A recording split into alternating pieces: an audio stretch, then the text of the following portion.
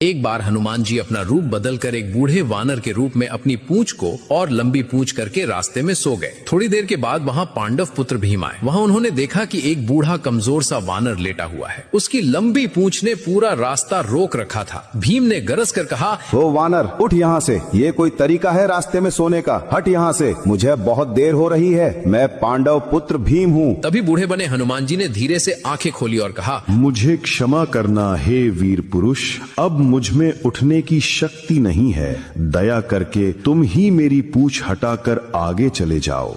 यह सुनकर भीम ने कहा, मैं तो आसानी से पहाड़ तक उठा सकता हूँ, तो फिर तुम्हारी ये पूंछ क्या चीज है? इस पूंछ को हटाने में मुझे क्षण भी नहीं लगेगा। और तभी भीम ने एक हाथ से पूंछ को पकड़ी, लेकिन हिली तक नहीं। फिर अपने दोनों हाथों से पूरी ताकत लगा दी, फिर भी पूंछ हिली तक नहीं। फिर शरीर का पूरा बल लगा दिया, लेकिन पूंछ टस से मस नहीं हुई। उनका चेहरा पसीने से भीग गया और भीम का घमंड पल भर में चूर चूर हो गया। अब भीम समझ गए कि ये कोई साधारण वानर नहीं। वे हाथ जोड़कर बोले, है महाबलशाली, मुझे क्षमा करें। आप कौन हैं? कृपया करके अपना असली रूप दिखाओ। तब हनुमान जी मुस्कुराए और अपने विशाल असली रूप में प्रकट हुए। उन्होंने कहा, मैं तुम्हारा बड़ा भाई हनुमान हूँ। मुझे पहचाना नहीं? हम दोनों ही पवन देव के पुत्र हैं। यह सुनते ही भीम भाव विभोर हो गए और हनुमान जी के चरणों में गिर पड़े। हनुमान जी ने भीम को गले लगाया और समझाया कि अपनी शक्ति और बल का उपयोग केवल धर्म के लिए करो, अहंकार के लिए नहीं। तभी वहाँ हनुमान जी ने गदा दी और कहा, जब